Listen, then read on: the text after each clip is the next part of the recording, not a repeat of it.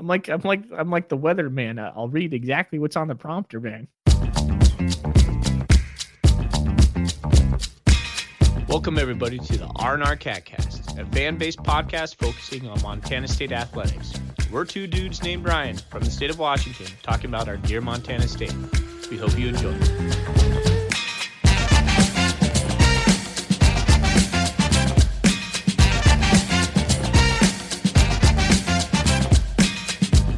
Welcome back, Bobcat fans. Jeff Choate says we're amidst rarefied air. Well, Thorny, it is sweet and intoxicating. Yeah. Yes. That does sound all like good things that I would enjoy. You sure not talking about alcohol? Sounds like alcohol. No, man. It's the air. It's the rarefied air. Yeah, no, it's a very good point, and it's an exciting time to be a Bobcat. Oh, it tops on my list right now, man. I mean, we're going to talk all about it tonight. It is. It's going to be kind of like the overall arcing theme of this show. It's just like kind of just enjoying the moment. Rarefied air. He's right. If you're enjoying this moment, you're going to enjoy this podcast. All right, man. Well, let's get into our show outline. After this schmoozy intro, we're going to go into what we're drinking tonight. We'll recap some news, the presser, and then we'll go into a little game recap. We do have a special segment for our listeners tonight. We extended the olive branch across the divide to the GrizFanPod. We invited the one, the only, the vulnerable Brint Wahlberg on to discuss his trip to Ogden and his recent tweet about the Montana State Bobcats. After that, we're going to come out. We're going to just enjoy the moment for a little bit. We're going to talk about what this means at this particular moment in time for Montana State football. We'll preview the Montana State game. We'll go over our bowl predictions.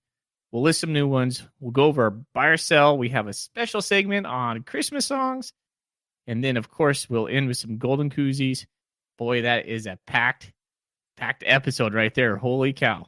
Yep, this one could go long, but maybe if we say that, it'll actually go short, because we always say we'll try and keep it short. It goes long, so let's try and reverse psychology it.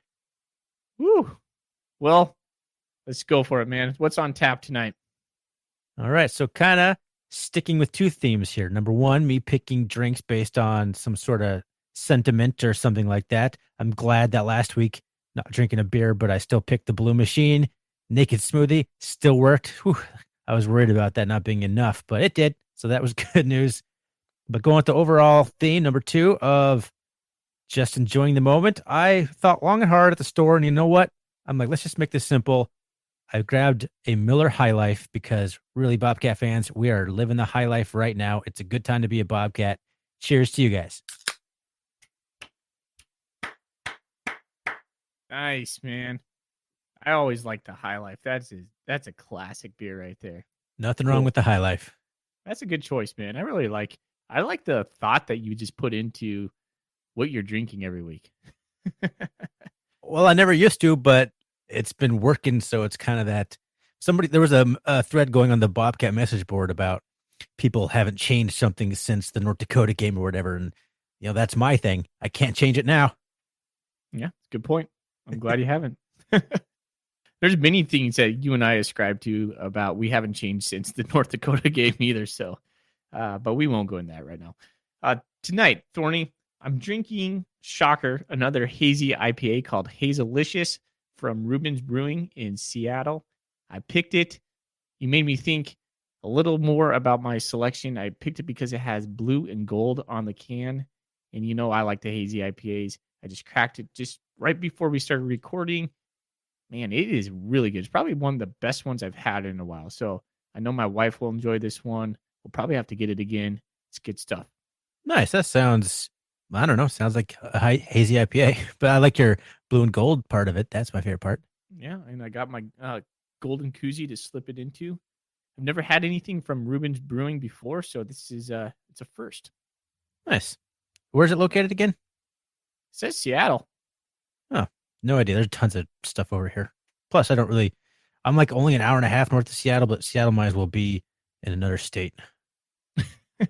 It is kind of its own thing, isn't it? It's just so big. It's so big, and it's just such a pain to get to. I like never really go there. Oh, it's the pain to get through. Holy smokes. Yeah, it's terrible. All right, man. Let's move on. Let's go into some news. Hero Sports came out with their all-conference team. A couple of Bobcats landed on that. We have Troy Anderson had the first team as an athlete. We had Wilson Brott as a second team offensive line. Bryce Stirk. Did I say the wrong Brott? Yes. I did. You went back in time. Took the time machine back to the Wilson Brott days. Sorry, Mitch. Tip of a cap to you, buddy. We had Bryce Stirk, second team defensive line, and Braden Conkle, second team safety. What do you think about those? I mean, that sounds about right. You'd think that a team that pretty much had arguably the best defense in the conference would have more guys at an All-American level, but really it just kind of goes to show how much the Bobcats really are truly a team effort with no huge one individual star anywhere. I agree with that. I also agree that we are the best team or the best defense in the conference as well. Yeah, it's still, I don't know, but you're still between us and Weber, but yeah, we're definitely there in the discussion. All right. Thornton, recap the quarterfinal games for us, all right? Real quick here, I'm sure everyone by now knows this stuff, but Northern Iowa went to James Madison and laid a goose egg 0-17 in a game that was arguably closer than the score. I think James Madison scored pretty late to put that one away, but I think Northern Iowa was held to exactly 0 rushing yards. That's a theme you'll hear. Defense rushing yards. Not much rushing yards anywhere in the quarterfinals here. The Griz went to Weber State and lost 10-17, letting Weber State win a game with only 12 yards of total offense or something like that. Dalton Snead throwing 5 interceptions as the Griz go down 10-17 in a rainy, slushy, wet, nasty-looking Ogden game.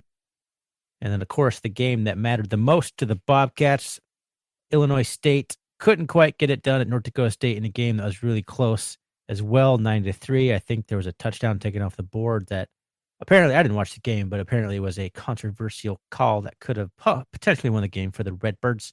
But because of that, the Bobcats go on the road to Fargo to take on the Bison. I emphasize the Z there. That doesn't exist. Yeah, I've never been a big fan of that, but nope. Okay. Well, yeah, I mean, those are the games that happened last week, and it was like, in general, my just gut feeling watching most of those games or parts of most of those games, they're just kind of weird. I mean, they're low scoring, defensive struggles. I like that, but it was just not, couple, like 2 games, 0 rushing yards for a team. I mean, when do you ever see that, let alone twice? So it's just really unusual. Now, the Friday night losers of the 3 games combined for 17 yards rushing. that Griz, that's unheard of. It was so hard to watch. I mean, Weber State's offense is just so putrid. They're just so bad, but their defense is elite. And it's just a weird game. Anyways, I don't really understand why Weber's offense is so bad. It seems like they have good athletes. They don't execute, or the play calling, I don't know. They're not good. Yeah. All right, man. Well, let's move on. I'm sure we're going to get into some of those games just in our conversation. So let's just keep this train going. Did you see the press conference? I listened to the whole thing today. I know you're going to ask me if anything stuck out, but really, I was actually really busy at work today. I didn't get to pay super close attention to it. I kind of just got the overall demeanor of it. And it's like really, I think Choate sounds pretty confident, but I don't think he sounded quite as jovial or confident as he has been. But I definitely got the sense that he feels like, the Bobcats can win this game. Yeah, he seemed to be in a kind of a calm, collected mood, a mood that spoke to me like a man before a fight. Not like too amped, but just like very cerebral. He knows what North Dakota State's about. He called it. We've seen the elephant is what he said. He's just preparing. I think he's just in a good mindset. Yeah, like the man who knows the task is in front of him, and he's just clearing his mind, getting ready. Oh, yeah. I mean, he had quite a few quotable lines in his presser. One of them that stood out to me was he said revenge is the worst motivator in sports. I wanted your thoughts on that. That was an interesting comment. As a fan, you always talk about like the revenge tour, revenge angle, but it's interesting to hear him talk about how it was a terrible motivator. I thought that was part of the reason on the Big Sky Big Takes is, as you know, we don't do any predictions on here, but I did do some predictions on there. I did predict that Weber would win that game, and that's part of the reason I thought that they would. It's just because of the revenge angle and the fact that they play better at home and all these other things. But it's interesting to hear him say that it's a terrible motivator. What are your thoughts on that? Well, then he backs it up with, this is all about us. This can't be about North Dakota State. And when he said that, it made sense in my mind. I like the revenge factor. I mean, it's natural to want to revisit your mistakes and then overcome them. So I don't mind the thought of revenge. And you can't take that thought out of the players' minds. And you probably can't take it out of Choate's mind as well. So there might be a little coach speak there. Yeah, I suppose that could be just a little bit of coach speak. But yeah, very interesting comments. Yeah. All right, man.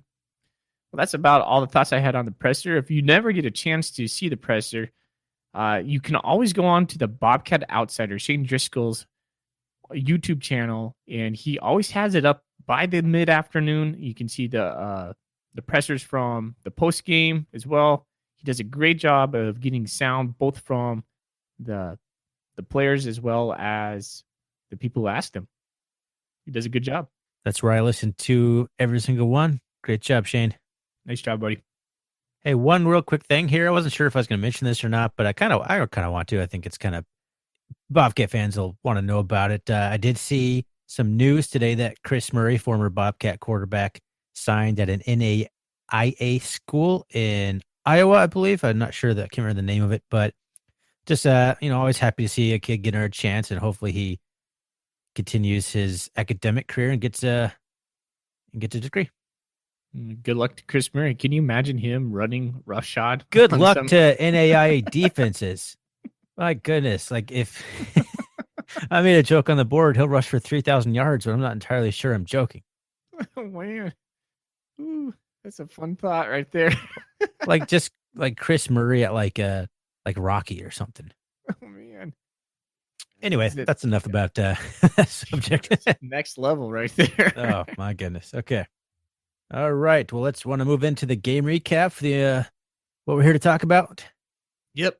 Give us that game recap against the Governors of Austin Peay. The Governors Austin Peay came up from Clarksville, Tennessee. That's a terrible Southern accent. I wasn't even trying to do it, but it kind of just half came out. It is what it is. It's forever recorded now. It's in you. The Bobcats win the game 24-10 in probably the most lopsided 24-10 game I can think of in recent history. The Bobcats, none of the stats jump out on the page offensively for the Bobcats. 386 total yards, 279 rushing, 16 first downs, 9 for 18 on third down, which is incredible for the Bobcats, 50% clip. I mean, we only averaged 4.9 yards a pass. We ended up with 5.7 yards a carry, but that's a little skewed on like several huge plays. I thought actually Austin Peay did a pretty good job of stifling the run game with their little bowling ball defensive linemen that they had. 9 penalties for both teams. Definitely one of the stories of the game is both teams were put into lots of 2nd and 5th 25s or 3rd and 20s. It was just a sloppy game. I don't know if it's poorly officiated. We'll kind of talk about that a little bit. The 3 turnovers for the Governors, another big problem for them. 1 fumble by Travis Johnson for the Bobcats. Now let's get into the stats that are really good here. 1 for 14 on third down for Austin Peay. The Cats kind of continue their domination on third down, but again, that was part of maybe the refs helping out a little bit, getting them into 3rd and long. 197 total yards for the Governors, all of it through the air, as they were attributed with like a net rushing of 0 yards on 19 attempts. You know, that's a lot of sacks in there, but holy cow, that is a bad stat. 36 and almost 37 minutes time possession for the Bobcats, just to 23 for Austin Peay. Really from just kind of the first series where the Bobcats came out and scored on their first series, 3rd and 1. Isaiah Fonte takes to the house. The very first play where Austin Peay on their next possession throws a floater that Braden Conkle should have intercepted, and we stuff them and force them to punt it. They look nervous. They threw a screen pass into the ground that Callahan or Riley would have blown up anyway. You could just tell right away from then that the Bobcats could have their way with the game if they wanted. Unfortunately, it just never quite got there in the first half as it should have with sloppy play and penalties. But overall, a dominating performance by the Bobcats. The game was never really in question. What are your thoughts on the game? Ooh, there's a lot there. Well, I went on a little bit there. Yeah, one fleeting thought before I lose it on my mind was Conkle's miss on that very first one. I was thinking he must have got some advice from Damian Washington on that one. Hey, yo. Anyway, hey, that joke no longer resonates as his last outing was 2 picks. I know. Maybe he should have taken advice from Damian Washington. There you go, buddy. Hit him right in the bread basket. He couldn't have even hauled it in. He got his pick later on though, but he should have had 2 of them. Nice job, Braden. I want to go back to the rushing. Austin Peay had 0 rushing yards. Has that ever happened at Montana State? Have we ever held a team to 0 rushing yards ever, or maybe even negative rushing yards? I'm not exactly sure. That struck me as just completely, like, I was dumbfounded when I saw that. So I went back. I was like, are they just really poor rushing team? So I went back to look at the Sac State game the week before. They rushed for 293 yards against Sac State. I know, right? Like, I think the Craig had 100-some yards last week against Sac State alone. Yeah, so, I mean, my general thoughts, there's a lot to unpack on this game. You know, one thing, I kept feeling very frustrated in the game. That game was never really in question. But it felt like we should have had, looking at a score 24-10, we should have had maybe 14 more points easily in that game. It was so sloppy with penalties. It was just very frustrating. No, it's definitely one of the more frustrating 24-10s. You know what it reminded me of last year on the podcast? Late in the season, we beat Northern Colorado. Do you remember that? Yeah. And we both just felt like after the game. Like it was a game that was never in question. We won it. I feel a little bit better about this because, we still showed flashes of the team we can be. And I think a lot of it was just the refs getting a little too flag happy in this game, but at least it was consistent every which way. But we kind of reverted to some things that we did kind of earlier in the season where I didn't like.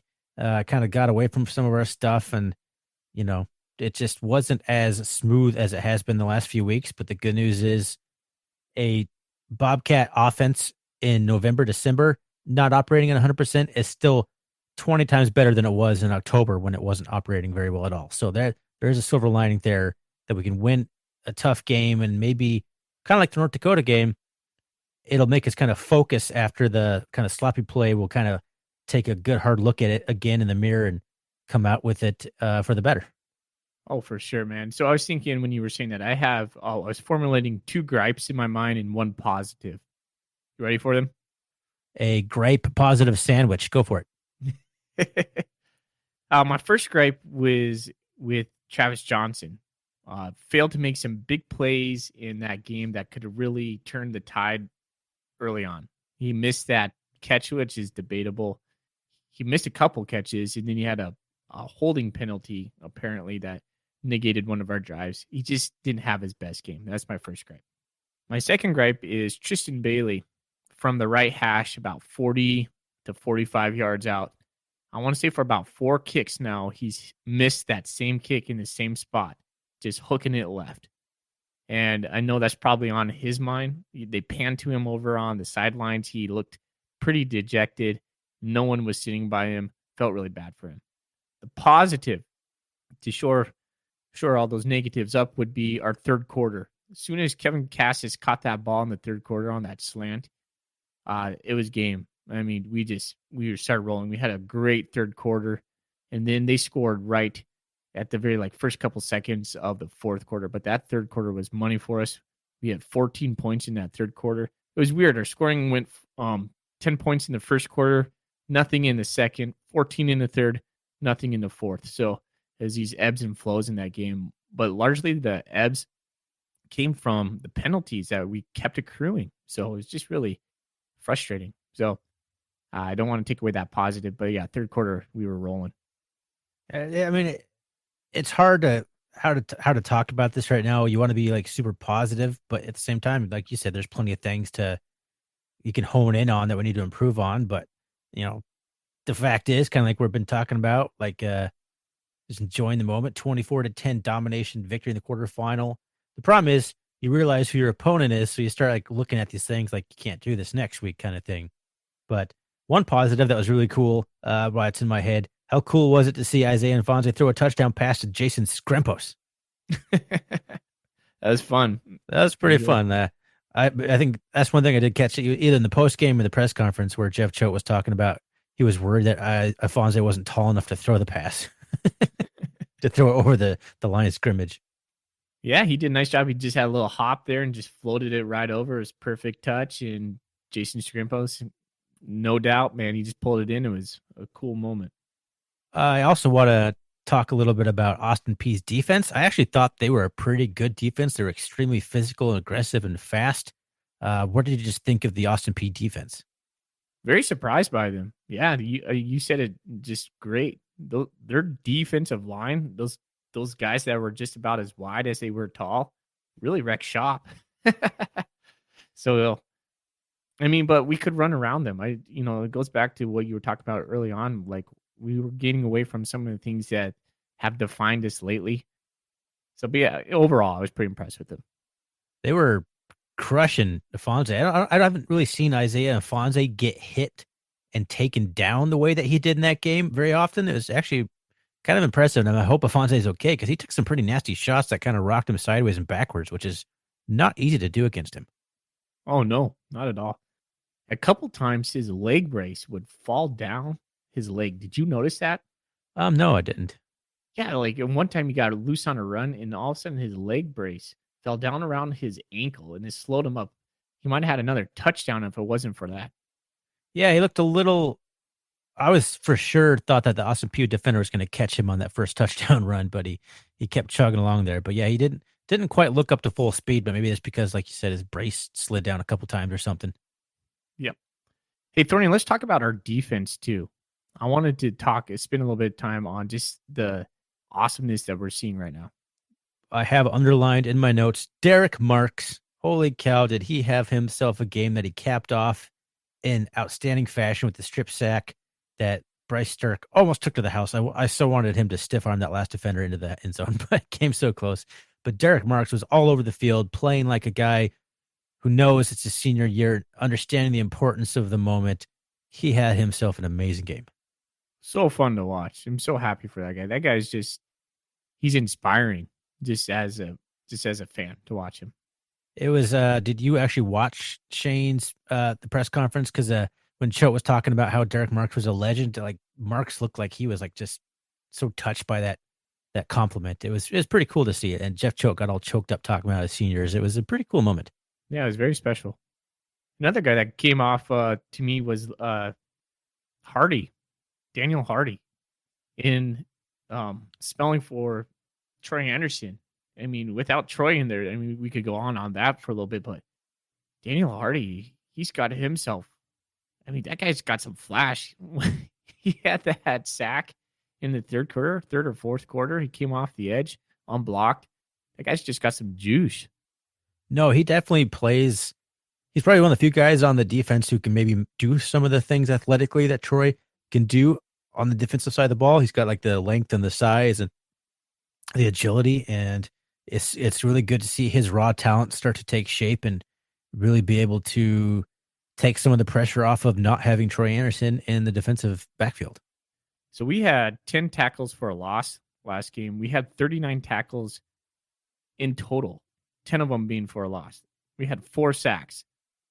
It was just domination again from our defense. Man, and a guy like, if we weren't playing a guy like, how do you say his name? Is it Javon or Craig? Yeah, Javon Craig, yeah. If we weren't playing a guy as mobile as him, it would have been much worse for them. He got himself out of some pretty bad situations and was at least able to throw the ball away sometimes. But man, that guy was running for his life the entire game. Amandre Williams had a pretty good game too. Oh yeah, I just think in all my years watching Bobcat football, this is probably the best I've seen our defensive play. It's unbelievable. Like I have the running tally and I keep forgetting to add to it, but like how many points the starting defense is allowed. Well, it was only 7 against Albany, and now it's only 10 more against a quarterfinal opponent who just hung 42 on Sac State the previous week. Well, I'm glad you said something because again, Tom Stuber, he has like this stat of the week he comes out with. Stuber's Nuggets. Stuber's Nuggets at 88 Tomcat says of the 99 points allowed by MSU Bobcats the past 7 games, 86 were allowed by defense. Of those 86, 28 were allowed in garbage time. That leaves 58 meaningful points allowed, 8.3 points per game. That is just such a high level, so elite. Like I don't think I've ever seen a defense like I remember the benchmark back in like the Kramer PK days was like we were like holding teams under like around 17 or 18 points a game, and that was like excellent at the time. Like it was a little different time, but that's just absurd. And I know that's not the final number because yes, there's other points and stuff, but it's playing at an extremely high level, especially in today's modern offensive landscape. They're playing with such high confidence right now. I don't feel like they can be touched. And I think that's going to be so key when we're going into North Dakota State this week. They're just playing at such a team. Like we only have 2 guys, I think, in the top 50 in the conference in tackles. And it's like Troy Anderson and it's either Braden Conkle or Josh Hill, or maybe it's all 3 of them when you look at all the games. But yeah, we don't have like the big, huge stats. Like we just don't have any star players. That's just how the team is built. And we truly are a team. And the sum is greater than the parts. And it's really fun to watch. All right, man. Tucker Rovig had himself a pedestrian day, 13 of 20, 114 yards, 1 touchdown. That's been kind of his MO here and there.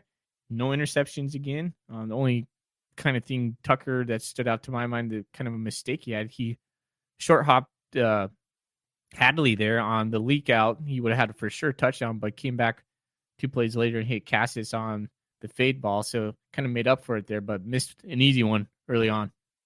That's an important step, though. Like you miss the easy pass, 2 plays later, you make a very difficult pass and you put it in the perfect spot. So, I mean, that's progression right there. Quarterbacks make bad throws and you just can't let it tank you. You got to come back and make a good throw. And that's what he did. And that's good to see. But yeah, he did miss a wide open Hadley. It's just like, it's just like cringed when that happened, but he made up for it.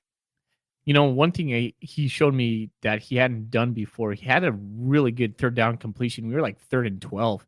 And Johnson comes over the middle, and the guy was right in Tucker's face. He drops his arms, sidearms it across the middle, right on the dot, and we pick up a 3rd and 12. That was one of the better plays I've seen out of him this year.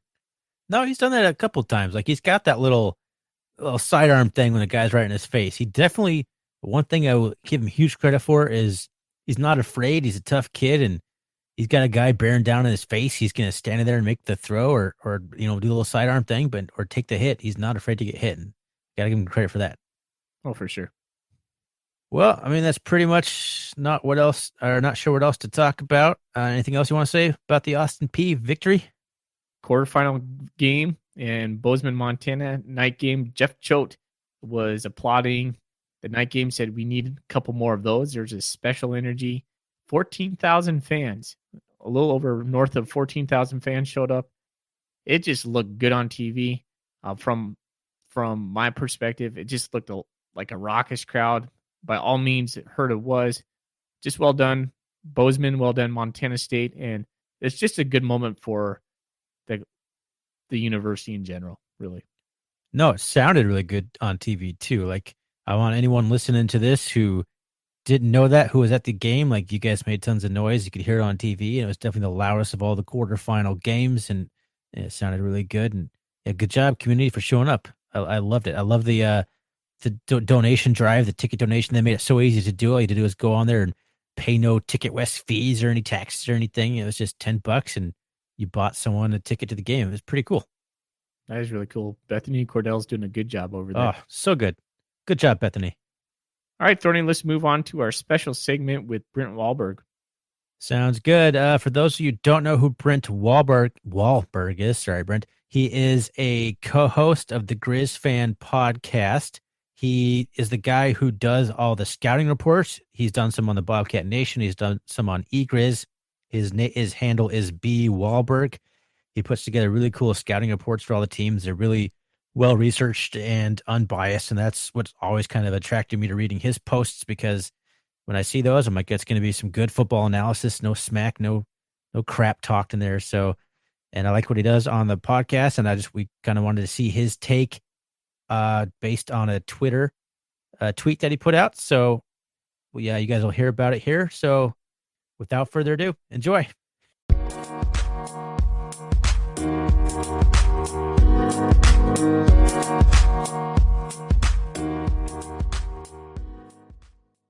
Now we welcome in Brint Wahlberg from the GrizFanPod. Thanks for coming on with us, Brint. Yeah, happy to be here. Brent, sorry about the Griz loss there, but it sounds like you did go down to Ogden for the game. First of all, why don't you just tell us a little bit about the trip you went on? Yeah, trip was good. Obviously, it's always tough when you make a road trip and see your team not just lose, but the season end. But I'm glad I got to do it. Griz had some pretty special seniors, Dalton Sneed, Dante Olson, Jesse Sims, amongst others. And so it was easier drive. We didn't hit a lot of weather or snow. December in Montana and Idaho and a little bit of Utah can be a little tricky.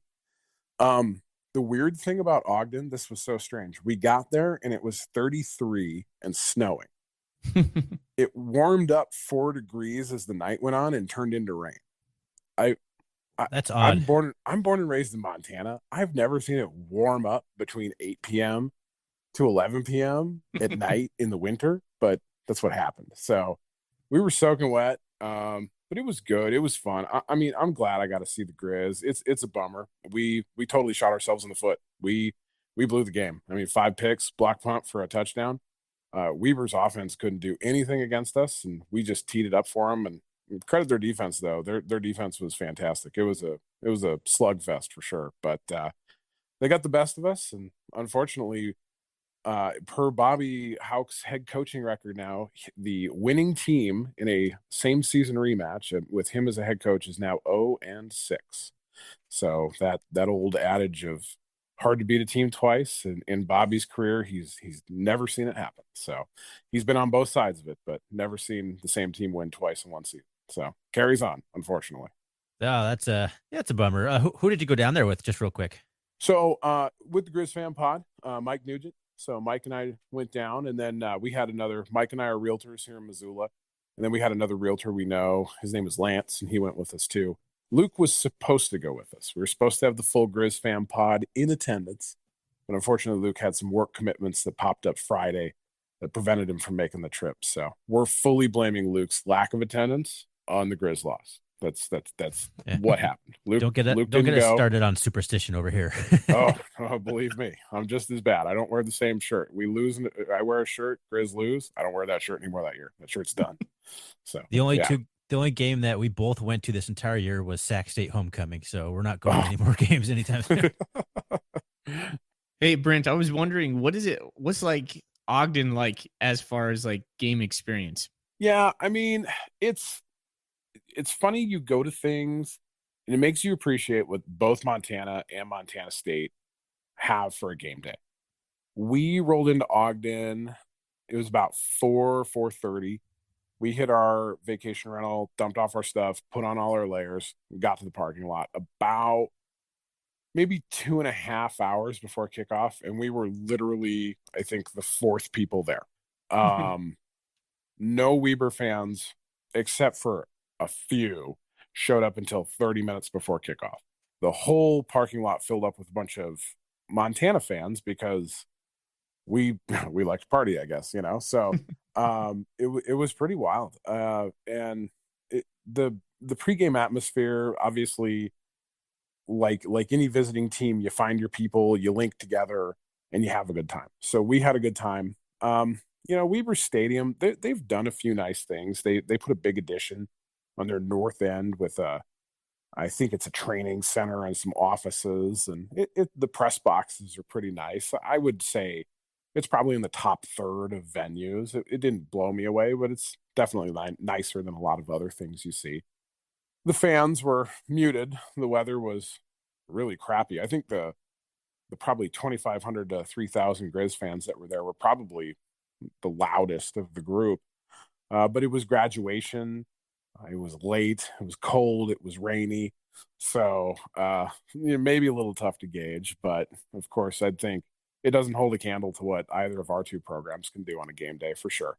But they seem to do all right with it. It was, better than some other spots I've been to for Big Sky football, but definitely not what you see in Montana. I know that's one of the questions on the Big Sky Big Takes this week, which I was on. They asked if I thought that the Bobcats would get more combined Weber than the Weber and Griz fans together for the attendance. It wasn't quite so. They did. Yeah, we ended up with 14, which is actually I was really impressed with it. It was a lot more than I was thinking. I was worried with the Friday before graduation we'd be 10 or 11, but yeah. That more than doubled. I think Weber weren't they 6,800? Yeah, something like that. Wasn't as much as I was thinking it would be, even with the Griz fan contingent. Oh, I just got one more question on that game. Do you think the weather was a big factor in the game, or what do you count that loss to? I don't think the weather was the factor. I mean, hell, when your quarterback throws 5 picks and you get a punt block for a touchdown, you don't deserve to win any game, right? Whether or not. I saw in his post game, or maybe a day later, Dalton Snead owned up to it, and Bobby Houck pointed out that they believe 2 of the 3 interceptions were a slippery ball, but that's still it happens. So they had to play in the same elements. Weber, I think, in terms of skill on offense, Montana was vastly superior to Weber, but defensively it was pretty evenly matched, and so it just came down to the mistakes, and Griz made the mistakes, and it wasn't really weather-related mistakes per se. I think I don't think it was something where you came away and if it was just a cold Friday night, the Griz would have won, because I didn't think a lot of the stuff that was happening was weather-related. It was just a bad night for some people. This has been such a weird year for statistics. I'm not sure I've ever seen a team win a football game with like 112 total yards of offense. Yeah, I think they had 30 at the half or something, didn't they? It was wild. It was bad. Yeah, just they win a game, 17 points with 112 or 115, something like this. Under 120. I know that. This is ridiculous. Yeah, it was nuts. I mean, but they're 10 points that they scored on offense. I think one started on the Griz 30, and the other probably started on the Griz 35 or 40.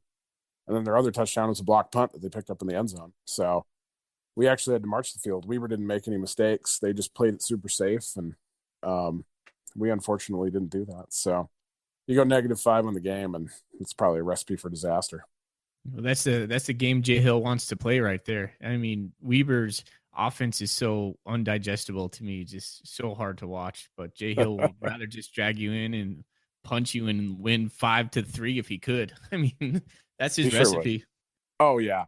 The funniest thing after the game, I'll give credit to, like, the Weber fans were really great after the game. Obviously, if you're going to a semifinal, you're happy, right? But they were really cordial. They were really nice.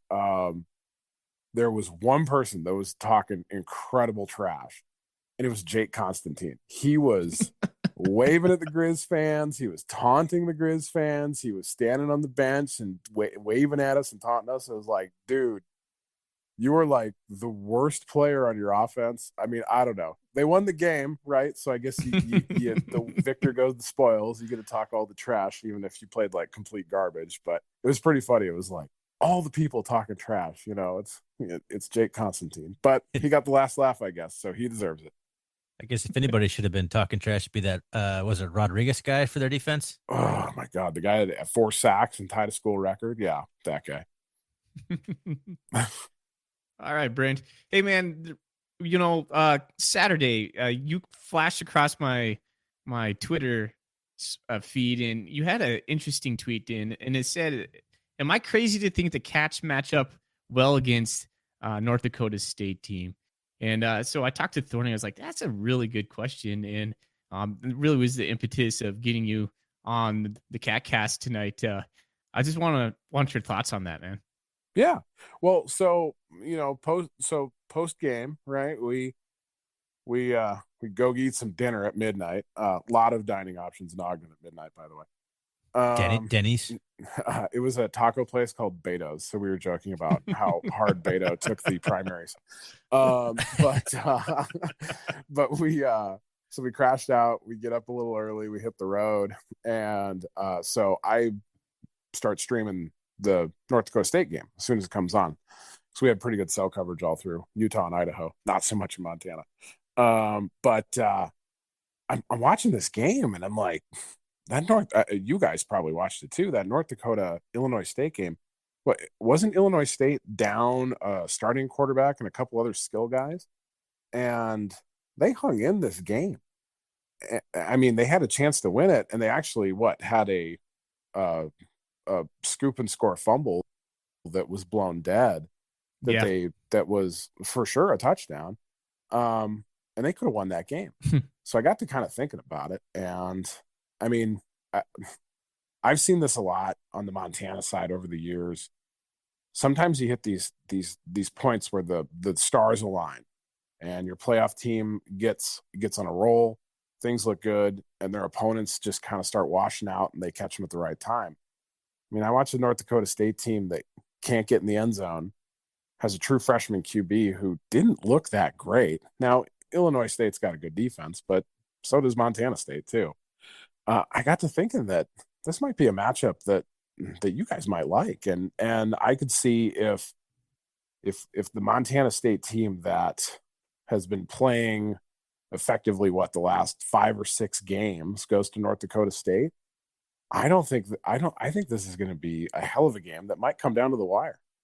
Yeah, that you're right about the Illinois State quarterback. It was like their starter got injured like 2 or 3 weeks ago, and then they went out and got like hammered the very first game without him. But then they kind of won a few games to sneak in the playoffs, and then just decided to hand the ball off to the running back like 38 times a game. But you got to be a little bit more diverse when you go into Fargo, and I definitely know that the Cats will be able to offer a little bit more in the way of a passing attack than Illinois State did. Well, and Rovig's playing well in these playoffs, right? I wouldn't you guys agree? Especially, I mean, he's probably playing his best football right now. I'd say so. And I think the Cat ground attack is more diverse and dynamic than what Illinois State had. And Illinois State was in the game the whole way. So, and true freshman quarterback, semifinal game, playing another aggressive defense. I mean, if Cats can keep that offense in the 9, 14, 17 type point range, you got to think they're going to have a chance. It was wild. I expected North Dakota State, especially against an Illinois State team that was down their main guy, to just blow them out. And they looked pretty flat, at least offensively. They just did not look great to me. It was interesting to see that game. Like Illinois State, had no passing game whatsoever. And so that was just, I mean, let's set up the play action, take a shot. They hardly ever even tried. So it was interesting to me. That's the recipe that killed us last year against North Dakota State. And yet they were still able to kind of, like you said, hang into that game. It was a weird score all around. I would agree with you. Illinois State's defense was legit. Yeah. Montana State's got it going on that side right now too. So that's good us. And I guess the biggest matchup for us is going to be, how's our offense going to play against their defense? And can we be dynamic enough and variable enough to hit some plays and not be too predictable? Yeah, absolutely.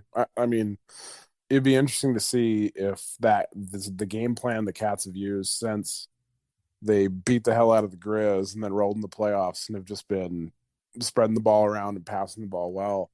If they can carry that through, they're gonna surprise North Dakota State. I think I saw today the line is 16.5 points. If that's correct, I'm not sure if that's accurate or official in favor of North Dakota State. But man, I would take the Cats to beat the spread for sure. And comes to the fourth quarter, it's a 1-score game. I don't know. You got to like your chances. Yeah, Sam Herder put that out online, and I was really surprised when I saw that. I was and I wasn't. It's not surprising in some ways, but you got to feel like that's going to be definitely locker room fodder there for sure.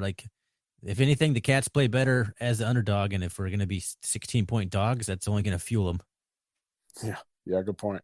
Well, I tell you, who knows what's actually going to happen, but if you follow the message boards and the social media and all the Facebook groups, you read some nervous tendencies from these North Dakota State fans right now. Pulled it up this afternoon, and in one of these FCS football chats that's usually dominated by North Dakota State fans that are just bragging about how amazing they are. One of them I saw earlier this year posted that North Dakota State would lose to Alabama by 1 point on a neutral field, stuff like that. All they're talking about today is they're trying to spin. They're spin. It's just like, we weren't exposed. No one exposed us. We're a good team. We're not exposed. James Madison won by 17. No one says they're exposed. I'm reading some nervous energy from this fan base. I don't know. Maybe I'm wrong. Maybe it'll just be a blowout. Maybe North Dakota State will just continue their march like they do. But I just kind of get a vibe that this could be a hell of a game. And it could be something where Cats might have a little advantage here. I believe, right? You got an extra day of rest as well, too. So that helps. That's a good point. We definitely have momentum, if nothing else. We've been Cat fans our whole life, and I don't feel like I've ever experienced anything close to this as far as just kind of a confidence within the team. Mm-hmm. Yep, absolutely. First time since '84 you've been to the semifinals, correct? Yeah, that's true.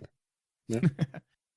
Yeah, that's a good thing. Yeah, I just want to point out real quick. You mentioned, and I've thought this throughout the years too, like how the Griz, some of those years, just things align, like upsets happen and they keep getting home games. Well, that kind of happened for us this year. Like the stars are aligned. Sac State got upset, give us another home game. This could be the year. It sure could. I think the Grizzlies' 1995 national championship was totally that way. I think if it went straight chalk, we would have had one home game, and we wound up having 3.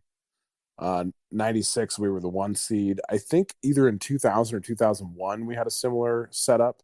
And of course, in the realm of the non-existent / somewhat existent 2011 season, we had that happen as well too, where we wound up getting 2 home games when we should have just had 1. So sometimes you get these situations, and it just kind of football is kind of a funny thing. And from a fan perspective, you get into these situations, it's like everything just seems to be lining up, and it works out, and you make a bigger run, and you have a lot more success because of it. So sometimes those things out of your control really set up for a really fun and exciting season. Let's shift gears a little bit, and let's move past that game, and let's look at the James Madison game. And honestly, Brint, the very first thing that pops out to me when I'm just staring at the screen, looking at the JMU/Weber font there, is I can't help but think that Montana would just be such a better matchup against JMU than Weber is. With Dalton Snead and the ability to press the ball down the field, what are your thoughts on this one? Just a quick hitter. Yeah, I think it's going to be a tough day in the office for Weber. I think this win against the Griz was their big redemption win. They got to exercise the demons of what happened to them 3 weeks earlier. Now they've got to travel back and face probably a better defense and an offense that's firing on all cylinders and doesn't have a one-legged quarterback and missing its best receiver. So it could be a bit of a grudge match for a while, because Weber's defense is pretty good. Their front 7 is very talented, but their pass defense has been exposed. And I think James Madison and earlier North Dakota State both kind of struck me as teams that were structurally and just based on roster and depth and everything, just a leg up above everybody else. So I'm going to guess that it might be a little tight. It could be a 1 or 2 score game at the half or something. But if Weber scores more than 10 or 14 points, I would be stunned, honestly. But we'll see. I wouldn't be stunned to hear that Weber doesn't even advance it past the 50-yard line unless their defense lets them start on the other side of the 50 by just having a turnover. I think they're going to have a hell of a time moving the ball. But I do think if Weber can shut down JMU's run game and force them to pass and be able to pin their ears back and get after the quarterback, maybe they'll stop them. But I don't see how Weber scores. I just don't. Yeah, me neither. All right. Well, I think that's about it. there's one more talking point. You're on our CatCast, man. Like, is there any thoughts and closing thoughts on the Griz season you want to just share with us? Yeah, I mean, the Griz season. I think it's always tough when your season ends with a pretty bitter pill to swallow, like that loss. Where honestly, in all facets, the Griz were the better team, but we just made so many mistakes we couldn't get out from under them. That should be probably us going to get our ass kicked by JMU, not Weber, but it's the way it goes. This season, though, it was kind of a fascinating season. We had some big wins. We beat then number 3 ranked Weber, then number 4 ranked UC Davis. We won 10 games. We were projected to finish 5th in the conference, and we were 1 game away from winning a share of it. We flipped the other side, and of course, we came into Bozeman, and as you guys much celebrated, you beat the snot out of us. So there was that. I'll never get tired of hearing that. I know. So, I mean, it's been kind of an interesting season because I think in all accounts, if you went to any Griz fan in the summer and said Griz will win 10 games, they will get a bye, they will get a home playoff win, and they will be one of the last 8 teams playing football in the FCS, anybody would have taken it. But with some of the twists and turns, then you come and go, yeah, but they're going to get their ass kicked by the Cats in a fashion that you've never seen. And they're going to drop a quarterfinal game just playing some really sloppy, ugly football. And they're going to lose to Sac State, by the way, too. I think it'd give for pause. So it's been a mixed bag, but I think if you step away and you look at the whole thing, they're building, they're getting better. I pointed out to some Griz fans, Bobby Houck came in here to effectively completely rebuild the program because Bob Stitt was doing something totally different. Mick Delaney was doing something different, and so was Robin Pflugrad. So we've had a lot of coaches trying to do a lot of different things. And Jay Hill, Jeff Choate, neither of them won 10 games in their second year of building up their programs. So I think it's something where the Griz can look favorably forward. If you look at our schedule next year, it is quite the cupcake schedule. I think this Griz team is going to be right up there, a top 10, top 5 team. GrizCat could be, another 2 versus 3 type of game. It could be a hell of an end of the season next year. And I'm really optimistic and excited for what's to come. I might have to use my editing skills to go back and reverse your GrizCat sentence there. I could probably just edit it around. Sorry, just have it. Man, I always say that. Yep. That's all right. One thing I do want to say real here, Ryan and I, especially Ryan over there, makes no bones about his distaste for Bobby Houck, but I do want to give huge credit to, I think Dalton Sneed was a hell of a player and a huge competitor, and I think we both disrespect the hell out of him, and it was just kind of a bummer to see him end that way, but just wanted to, we both respect Dalton Sneed and thought he was a hell of a player. Dante Olson, too. Oh, yeah, and Dante Olson. Yeah, I think mad respect. I mean, we'll see Dante playing football on Sundays next year. And hopefully we hear him announced as the Buck Buchanan winner in the weeks ahead. So you hate to lose guys like that, but they got a bright future. Dalton Sneed, I mean, kind of a crazy journey. We all thought Gresh Jensen was going to be our future for years to come. And Dalton comes in and beats him out over the course of a spring and summer. So, and something that, as Griz fans, we hadn't seen a lot lately is that kind of outward, loud vocal leadership from the quarterback position. Was something we hadn't seen in a long time. And of course, quarterback is definitely a lot of times the face of the team and the face of the offense.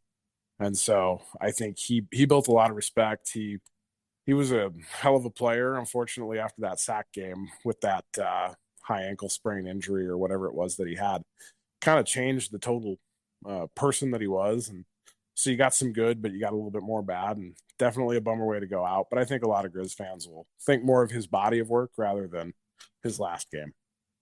All right, Brent. Well, thanks for coming on. Wasn't quite sure exactly what we'd end up talking about. Just kind of some random discussion here about the Griz and the Bobcats for Dakota State. It's fun having you on. Awesome. Okay, guys. Well, best of luck, and I'll take the point spread, and I'll maybe keep thinking on it, but I don't know. I could see a win. You guys better not win another national title, though. I can't handle that much trash talk. Okay. No promises. No promises. All right. All right. Take care. Okay, guys. See ya.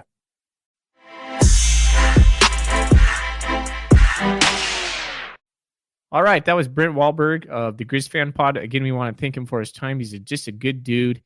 Sound like he had a good time, or kind of a good time over there in Ogden. He's willing to recap that. And thanks for his insight on the upcoming game against North Dakota State. Yep, kind of a R&R Catcast first, inviting a Griz fan on. We didn't even do it for Cat Griz, but it was fun having him on, just his take, and thanks for coming on. Yeah. Thorny, you and I spoke earlier on this week about what this moment means for Montana State. And the reason why I came up was you and I often, like, we're so busy putting together content for the show, or, just listening to this, reading that, and you just get caught up in the fervor of the moment. I think it's important for us and just for our listeners and for fans just to pause and think about, take a step back and look where we're at. We're the number 4 team. We're one of the top 4 teams in the nation right now. We've had a winning streak of what 6 right now. We're on a little playoff run, 2 wins in a row. I want to say 7. Yeah, I mean, let's just talk about the moment. Nope, you're right. It's 6. Yeah, it's you just gotta stand back and appreciate it. Like you were saying, like you and I, this is kind of a grind for us. You just put your head down, you get into this routine, you do your research, you do your kind of the same things every week, and you just start kind of getting into the groove of it and not really soaking it in as you would like a fan maybe would if he wasn't putting together something like this. So we wanted to slow down, just enjoy it. We want everyone out listening to make sure you're enjoying it too. Like this is a rarefied air. Just enjoy the moment, but stay hungry, want that victory. We're not satisfied. We're not trying to say that we're complacent or satisfied, but we're just enjoying where we are. And it may not happen again. And hopefully it happens a lot, but just enjoying it while we're here and sit back and have a beer, a LaCroix, whatever it is you do, and enjoy the moment. Yeah, I don't think it's going to be a one-off. I think we're reaching to a point where, as Jeff Choate said in his presser today, this becomes our standard. And it's something that we saw in the early 90s with the Grizzlies, mid-90s, 2000s. And it kind of feels like now that the momentum is there, certain pieces are in place, that Montana State has what it takes in order to continue this kind of play year in and year out. It doesn't feel like it's just, by chance that this happened. Like some of the teams we played, like Austin Peay and Albany, that kind of feels like maybe by chance, like they got hot at a certain time. Well, Montana State's put in the work. We've definitely built towards this moment. I totally see this going forward. But yes, I think going back full circle to just enjoy the moment. It's a special time. That win Friday night, a special moment. And no matter what happens on Saturday, we're going to be looking at, a Montana State team that has hit the semifinals first time in 35 years. You and I were both alive then, but we didn't remember. So it's just a cool time in Montana State football right now. Absolutely. Absolutely. All right, man. Let's get into a little bit of the game preview for North Dakota State, and then we'll get into our special segments. Sounds good. So I think you and I kind of talked a little bit about this. We're going to kind of agree not to go too crazy in depth with stats or matchups on this one. I mean, everyone you may not know much about this iteration of the Bison team, but I mean, the Bison are the Bison. You kind of know who they are and what they're about, but you start looking at the stats and yeah, they're just as good as they always have been. Number 1, passing yards allowed. Number 1, passing efficiency defense. Number 1, scoring defense.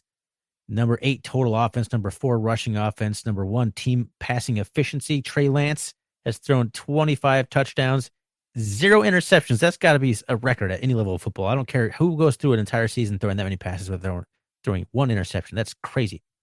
Number 7, scoring offense. I mean, you start looking at the stats and you're like, we're going to get crushed. Like you just look at these things, but they've certainly shown some weaknesses here and there.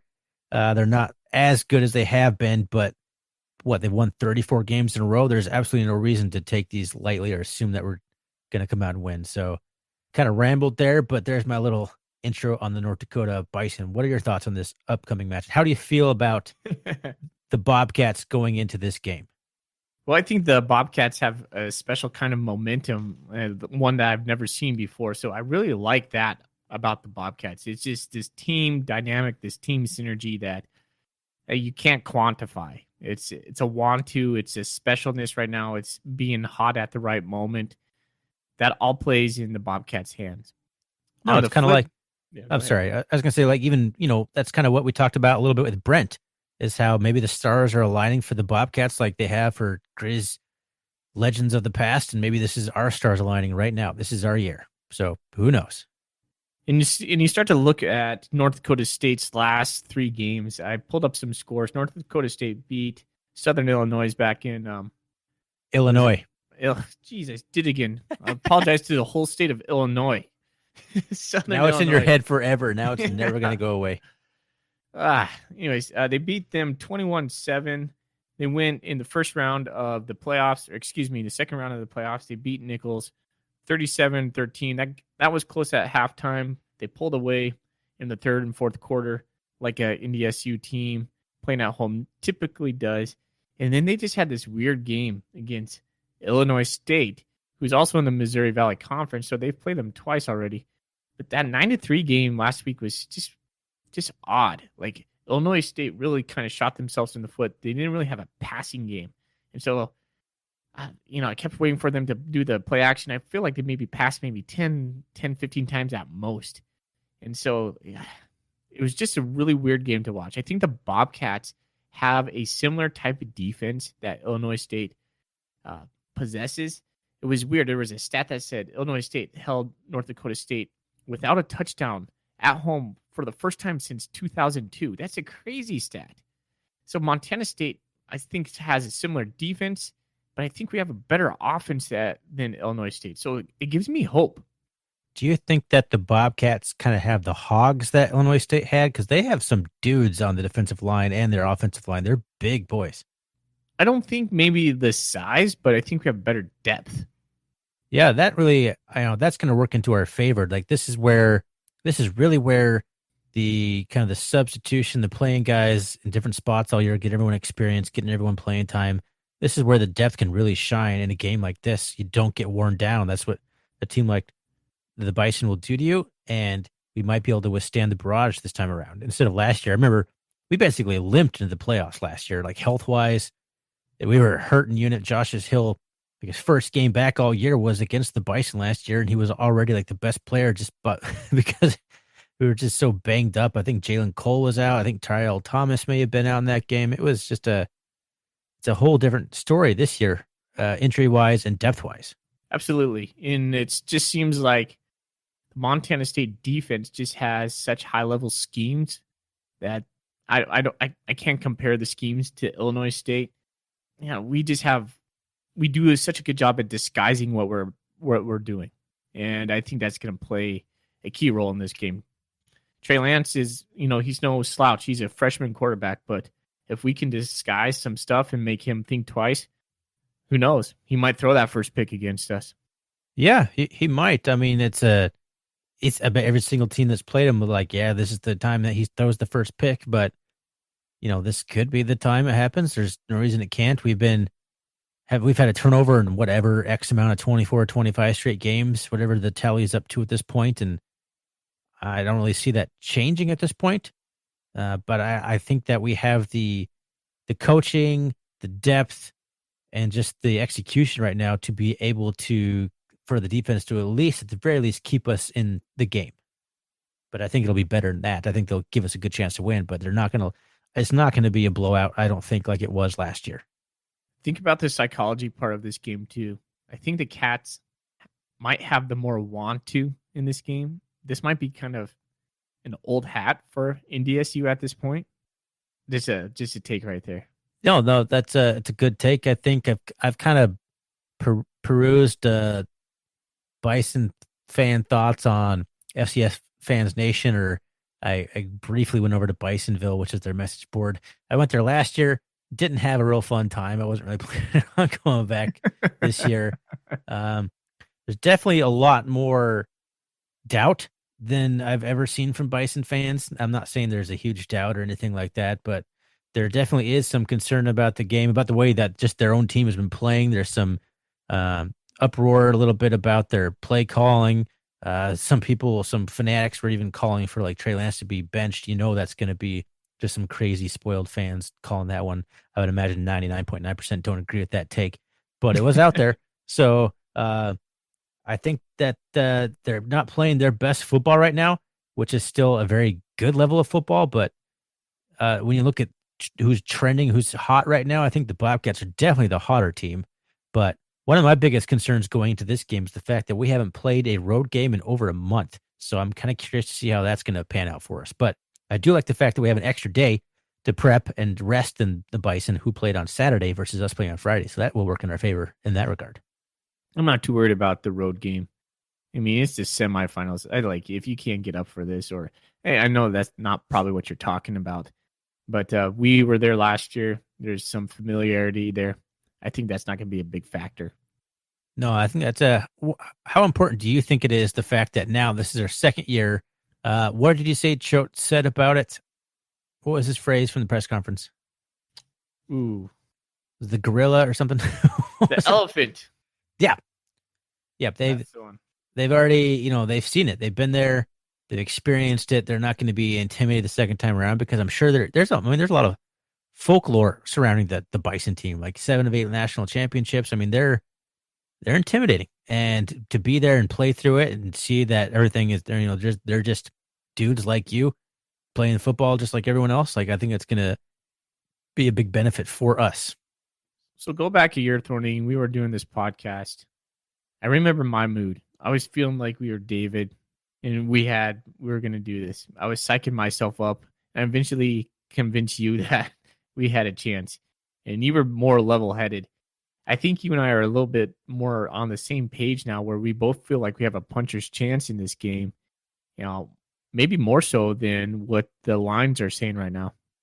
No, I definitely last year I was getting close to on the podcast, like, I don't see how we're going to win this game, all this kind of stuff. And you're like, Thorny, we can't have this on the podcast. Bobcats are going to win. I'm like, yeah, I guess. Yeah, sure. I think just agreed with you in my head. I'm like, don't think it's going to happen this year.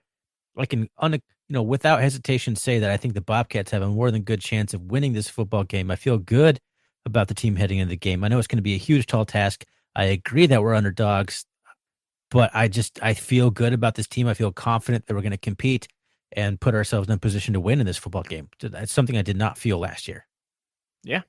I could see this game going many different ways. I could see us being blown out. I could see this losing close, winning close, or else I could honestly see us winning big.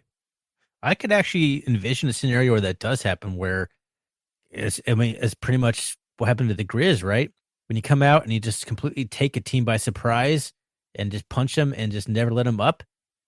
This is a young, by comparison standards, Bison team that hasn't really been tested in that quite that way.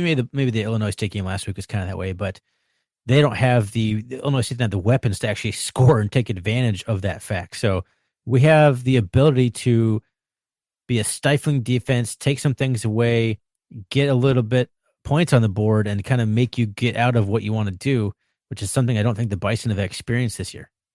That's a good point.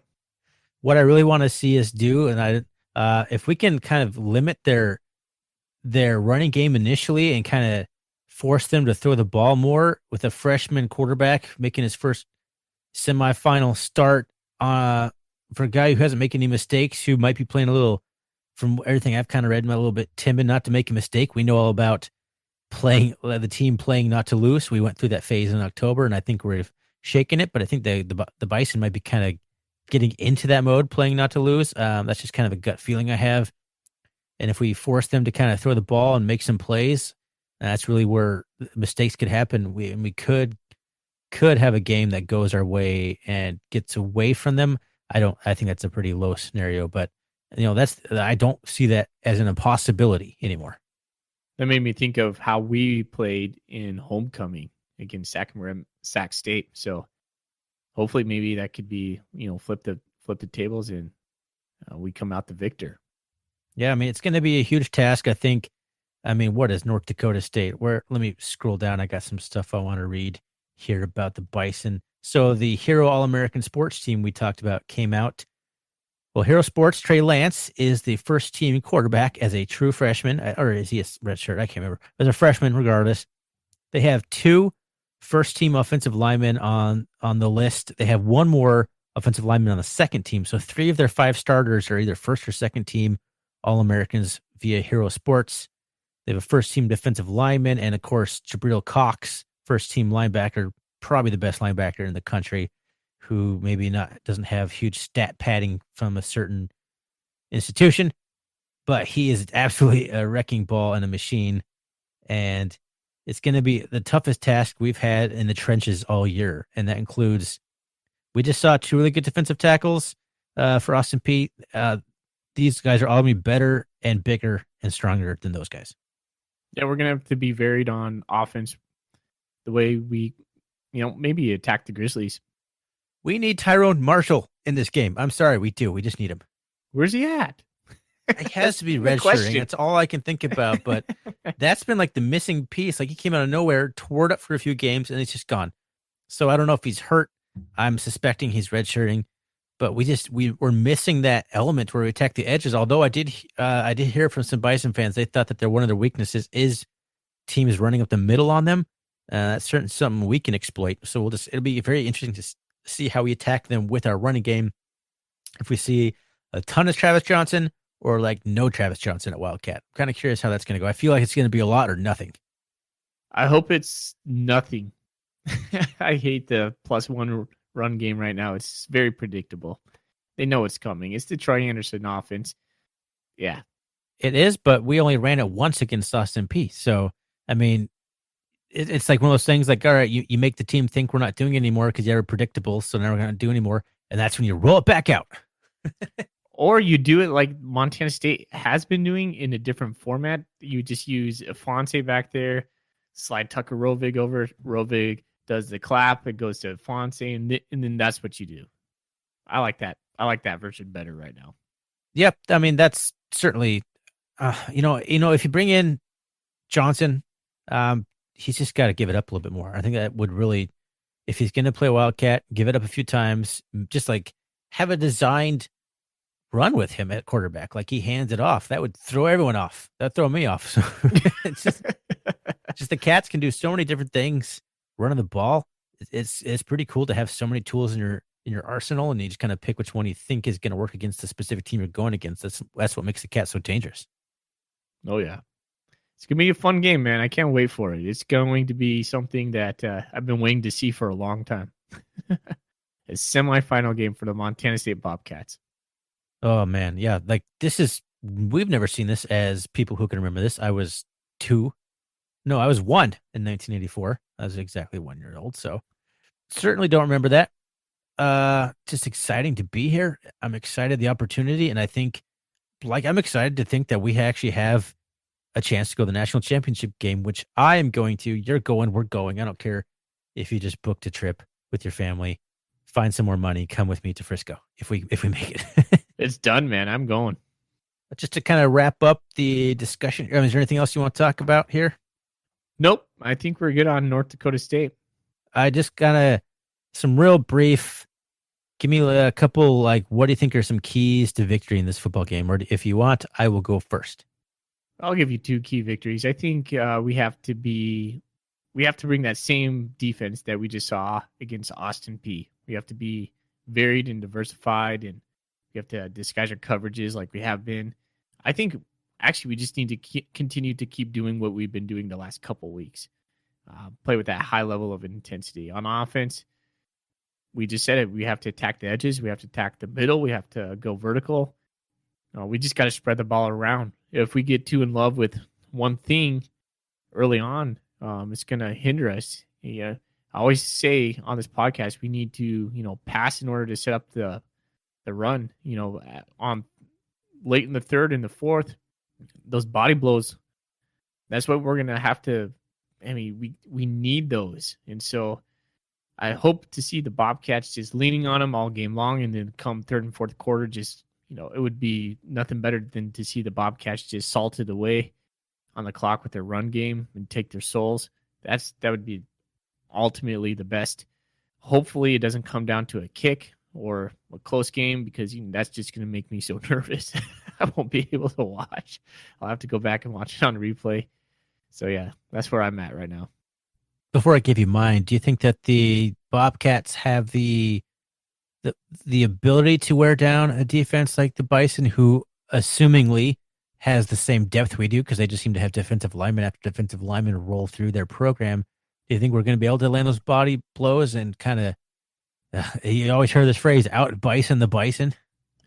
I don't know if we can wear them down physically, but we can do it mentally. And I think that's exactly what we did to the Grizzlies. Yep, yeah, I could see that. But, I mean, if a team like Illinois State, who ran the ball so often with the big, huge bruising running back, couldn't really do it, I think we'll have a harder time doing it. But if we can keep them on their heels, I think that's really what the Griz game was more than anything, was just being so varied and catching them so off guard that they were on their heels all game. They couldn't play fast, and that's where you just saw the 5 or 6 yard carries before the Griz could even react. And then, yes, that's when they mentally just gave up in the third quarter, because they just realized, excuse me, they just realized they can't do it. They're not going to be able to do it. So that's going to be so crucial for me, is just to be able to have such a good offensive play calling that we keep the Bison guessing on defense, and that's when you have the ability to maybe do that kind of thing. Good point. And another thing before I get to my keys for victory, because I just keep thinking of things, how much of do you think Tucker Rovig is going to have to have the best game of his life, or do you think it's going to be just another 15-21 kind of day is going to win the game? I think if he has the best game of his life, that's a plus, but I don't think he needs to. It goes back to what Jeff Choate was saying all along. This is a team. We don't have any stars on our team right now. You could argue a couple guys, but we're playing team ball right now. The synergy is just unmatched. He's not going to have, he's not going to have to go 240 yards, 250 yards with 2 touchdowns. It'd be nice, but I expect a little bit kind of like what Austin Peay was, passes the ball maybe 20, 25 times, maybe 15 to 17 completions, 1 touchdown, moves the sticks. We really need him. Honestly, if you think back to our games, we really need him to make 4 to 5 throws during those games. And that's what we really need from him right now. Yeah, I agree. I think North Dakota State might, more than any team, might completely sail out on the run and leave their corners on an island and make us beat us that way. And even if we beat them, they might not change it up, but complete guess. I don't know what their defensive style really is. So, but I agree. I don't think he's going to have the best game of his career, but he's going to have to be efficient. He's going to have to make some crucial throws on third down. So he's going to have to play a good game. So what are your other keys? So one of my main keys is field position. That was such a crucial thing in the Austin Peay game. We just kept getting good field, I guess it was more the Albany game. I guess it's the whole playoffs. We just have good field position. It's going to be so important to not have to go the length of the field to score. If we start on our own 30, 40, 50, by pinning them deep, we need Padmos to have a good game, make them go the length of the field. We need to not make mistakes. We not need to have holds on the kickoff returns, these kinds of things. I just think not digging ourselves in the field position hole is going to be such a huge thing in this game, where sustained drives might be a hard thing to put together. Building on that, no mistakes and no penalties. I don't imagine there's going to be another game like we had last week where we had 9 penalties. That was so out of character for the way we had been playing since basically the North Dakota game, or Sac State game even. But quite simply, we can't have that many penalties and put ourselves into 1st and 15, 1st and 20. Just not going to work out for us. So yeah, just field position and penalties and mistakes. That's kind of my 2 big keys right there. I think those are good, because if we do those, the North Dakota State crowd's just going to get into it, and it's going to be hard to drive the length of the field if we're put in that position. All right. Well, I'm feeling good. You're feeling good. Anything else we want to talk about? No, man. I'm ready to go on to our special segments. All right. Let's do it. Okay, let's recap our bold predictions from last week. Thorny, you said we were going to have more than 41 points. You were wrong. We should have. I know, right? I felt like we could have easily hit 41, but just did not. Yeah. Anyway. Okay. I was thinking all right. I said Rovig was going to have 3 touchdowns. He had 1. So both you and I We're wrong on that one. Clearly, we Tony, both thought we'd have a few more offensive fireworks than we did. what's your bold prediction for this week? Well, we kind of hit on it. You kind of mentioned it, but I'm going to keep it anyway. Trey Lance throws an interception. His first of the year. I almost put that down, but I thought you were going to put it down. Good job, Ryan. Well, good job knowing me, so good job to you. Well, I know I was complimenting myself. Someone has to. Mine is, I think Tristan Bailey gets back on track. He went 1 for 3 last week. I think he's got to give his confidence up. In order to do that, he needs to hit that shot from the right side. So I think he's going to get back on track. Sounds good. All right, man. Well, I got a couple buyer sells. I got a short list of buyer sells, and then we got a special segment on Christmas songs that it's been on my mind for a little bit. You ready for buyer sell? Sure. All right, buddy. Thorny, you're on the hot seat. Buyer sell Dots Pretzels, the pride of Dakota. Never had one. I will buy it just because it's a really funny story with Bruce Barnum and Bobby Houck, so I'll buy it, I guess. Do you care to enlighten us on that story?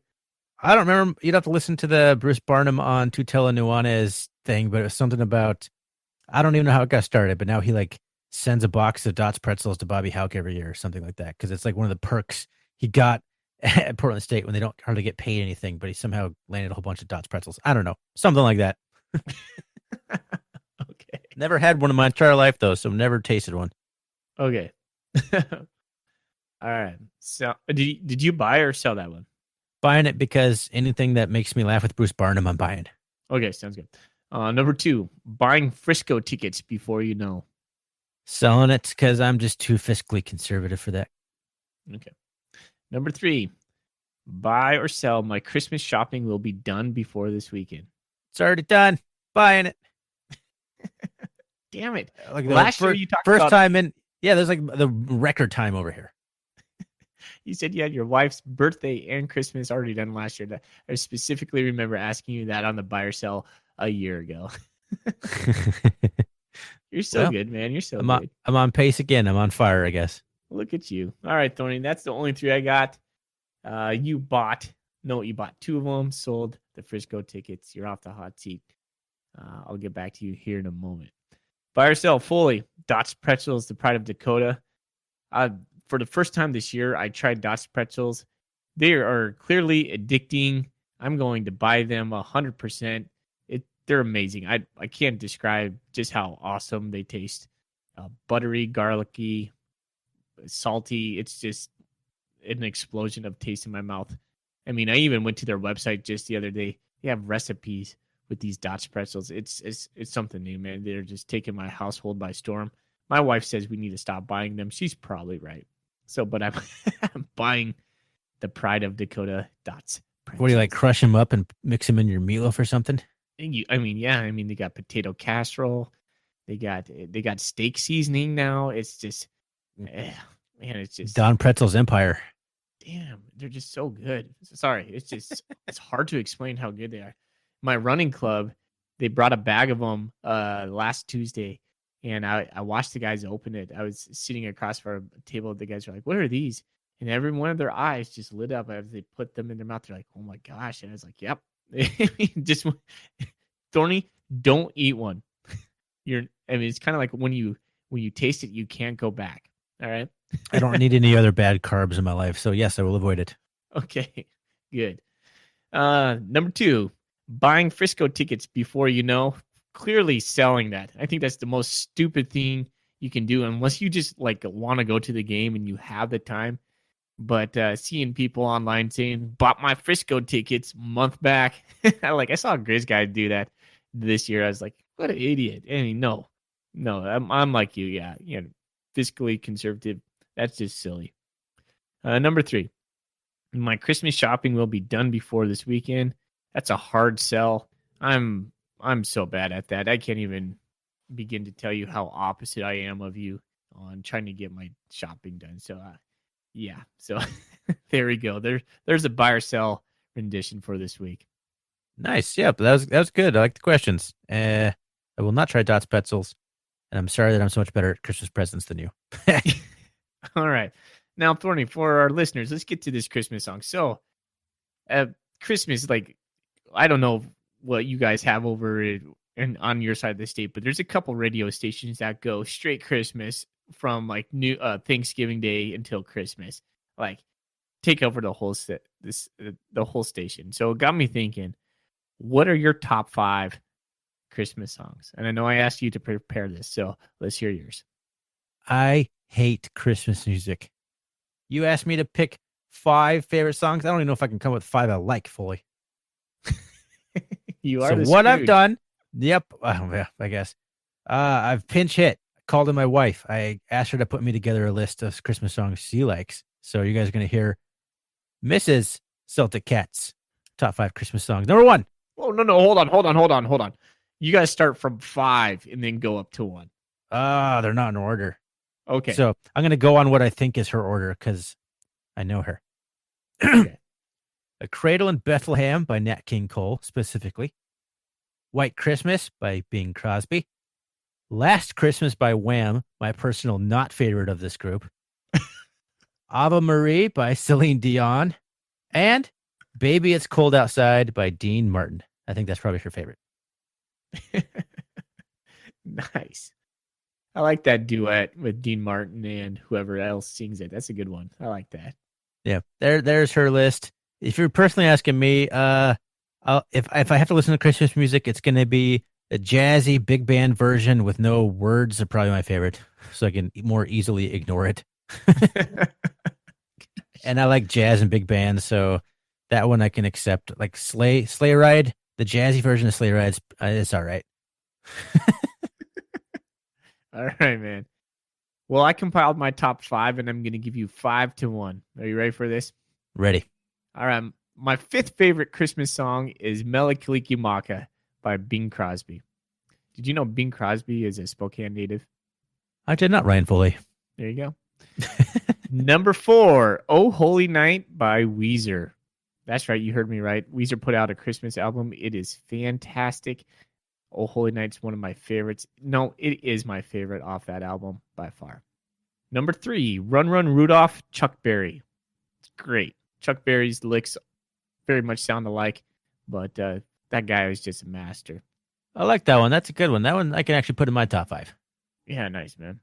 Number 2, I Saw Mommy Kissing Santa Claus by the Ronettes. I have been on such a Ronette kick the last year. Just love the Ronettes. And if you don't know who they are, just go check them out. But yeah, their version of I Saw Mommy Kissing Santa Claus is great. And my number 1 top favorite Christmas song, Rockin' Around the Christmas Tree, Brenda Lee. Nice. That's a solid list. Got some rock and roll in there, at least a little bit of pep. I don't feel like Christmas songs were all pretty much written in the same era. It kind of feels like to me. I don't feel like there's a lot of new Christmas songs coming out. I know NSYNC had that album a couple years back, and people talk about that, Mariah Carey. But hey, let's stick with the oldies when it comes to Christmas hits. No Michael Bublé over there. Not a fan, man. I did hear a version of Last Christmas by Wham by Jimmy Eat World that I actually kind of liked, and 12 Days of Christmas by Reliant K, which is kind of like a pop punk band. That's not too bad.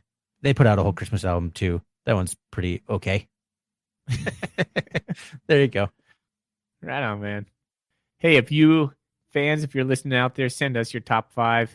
We'll post it. We'll retweet it on our Twitter account at RRCatcast. Yep, I'll put out a reminder so everyone does it before the game this Saturday. All right, man. Let's get into our Golden Koozie segment.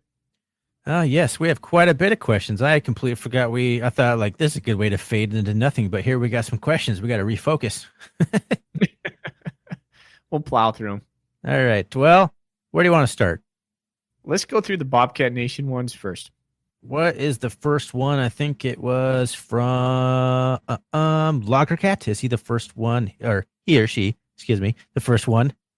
I believe so. Yeah, Loggercat's very first post on Bobcat Nation is in our Golden Koozie. Registered just to ask us a Golden Koozie question. I'm touched. Love it. Nice job, Loggercat.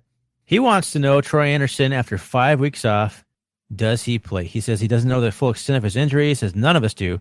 But for what he interprets, he or she, sorry, from Coach Choate a couple weeks ago, he might return since none of his injuries require surgery. It's just time to rest and heal.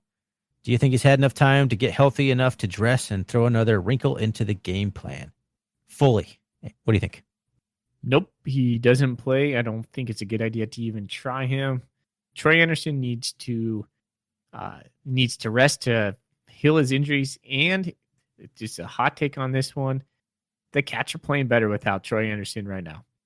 It's crazy to think that, but they are executing at a really high level. And one of the biggest things Troy brought on the offense was being able to pick up the tough first downs, but that's been kind of replaced by Isaiah Fonse's return from injury. He's kind of, you see him take that direct snap out of shotgun and 3rd and 1, he's getting that. Defensively, I think Daniel Hardy's kind of stepped up, and Josh Hill came back from first game time really like in Northern Colorado or Southern Utah. So point is, I think we're playing kind of replacing some of the things he did on both sides of the ball, and we're playing really good as a team. So I don't think he plays. I agree. Cool. All right. Nice job, Lagercat. Thanks for the question. All right. Moving on. I'm going to kick it over to Twitter because I'm curious about this one. Let's take it off the Bobcats for a minute here. From Chase. Chase. Buer, Buer. I don't know how to say that name. On Buer. Twitter, he asks us, does Northern Colorado eventually become relevant with hiring Ed McCaffrey to be the coach? Kind of a splash hire. What are your thoughts? I think it's a coin flip at this point. They have a lot to do to become relevant. They had like a 6-win season a couple years ago, and everybody was happy about that. If they can put together a couple of 6-win seasons, or if they show market improvement over the next couple years, then we can start talking. But right now, I don't know. Maybe it's a coin flip. I don't know. That is such a stretch hire to me. Like, I get it for a school like Northern Colorado, who's, I mean, no offense to Northern Colorado, but kind of rock bottom right now. Like, it can't really get any worse. So why not hire a guy who will instantly get some butts in the seats, who get some fundraising, who be able to probably land a few recruits just based on his name recognition alone. But I think it's all going to be a short-term shot in the arm. I think this is basically Northern Colorado's version of Jerry Glanville when he was hired at Portland State a few years ago, which just eventually fizzled out and didn't produce really anything of meaning. Jerry Glanville was really old, though.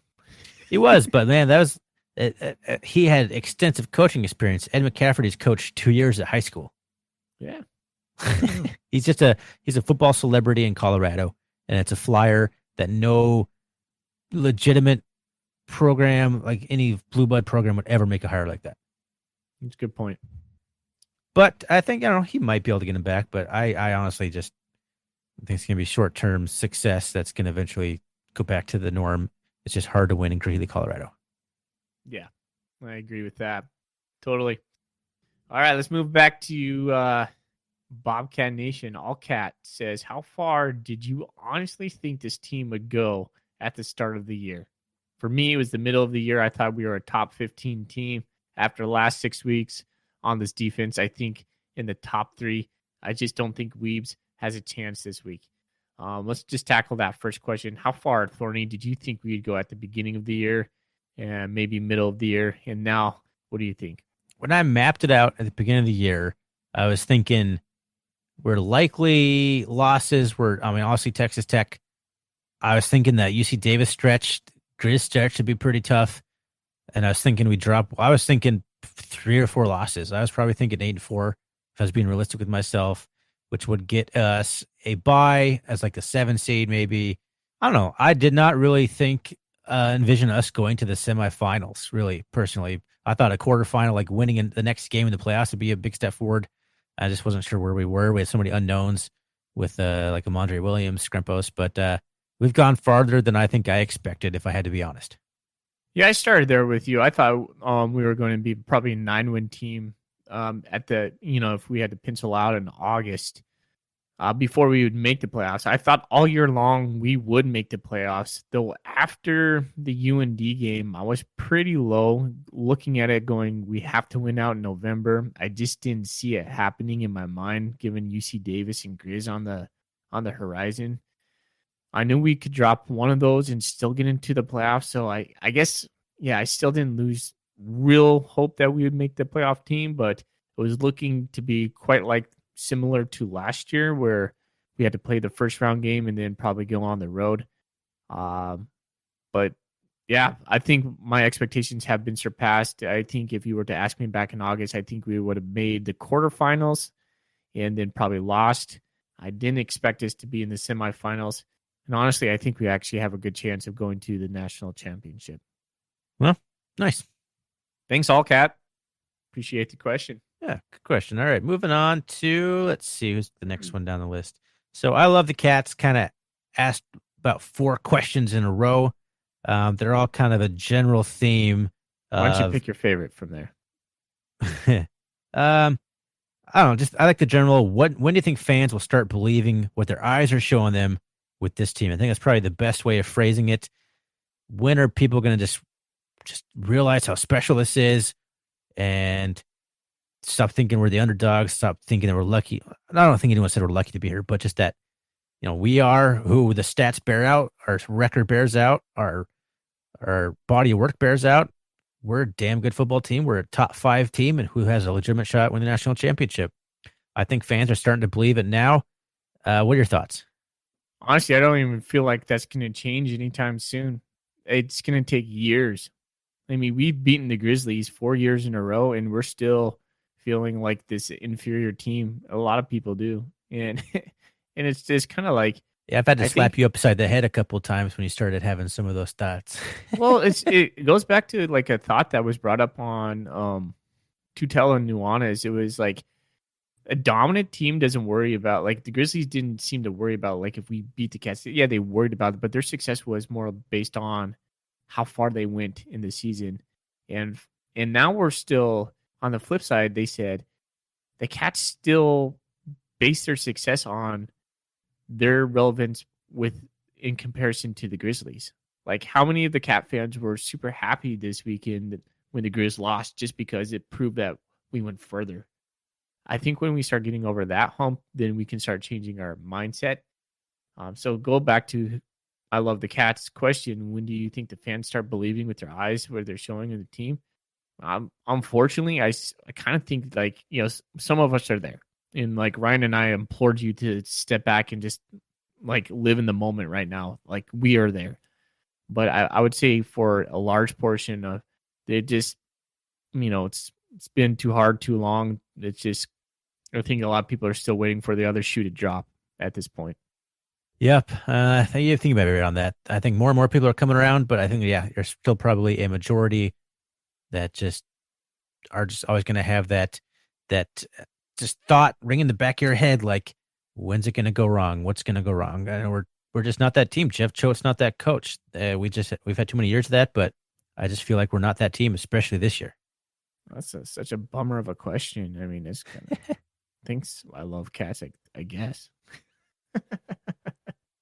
Thanks for taking time to write the question. I love Cats.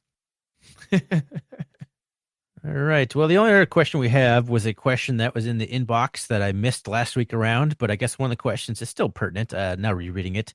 Scott Palmer asked us, what are the odds of a Montana State playing for the national championship in any given year?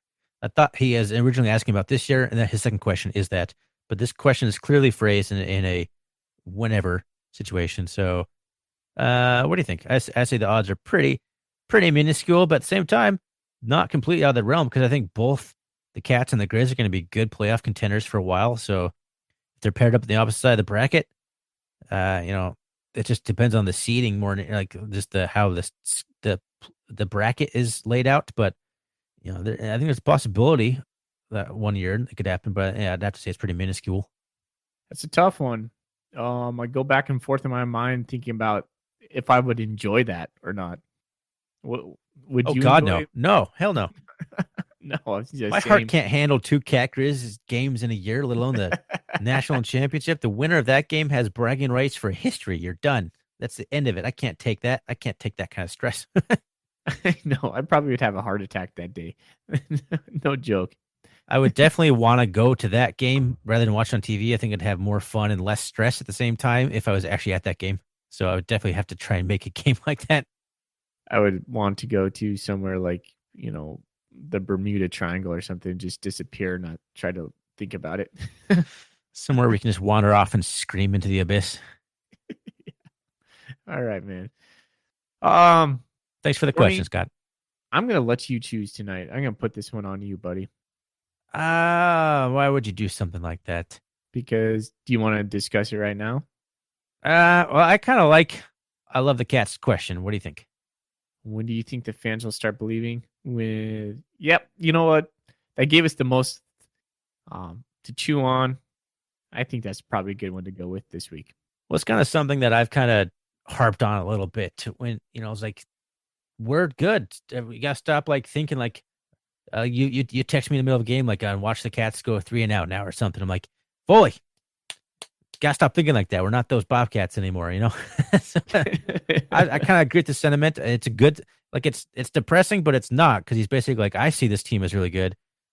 We need the fans, everyone else to start coming on board. So I like the question. So it's coming from a good place. I'm going to go ahead and get that one. Mike Kuzi, do you agree?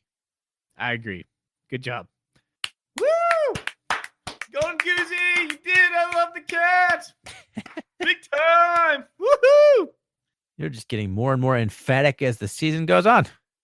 They're always so funny to listen to when you listen back. Listen back to it. All right, Thorny. I am ready to move on. Get out of here. Let's get out of here. We've enjoyed the moment. I hope everyone enjoyed the podcast and took some time to appreciate where the Cats are as a program under Jeff Choate and with the opportunity that lies in front of us.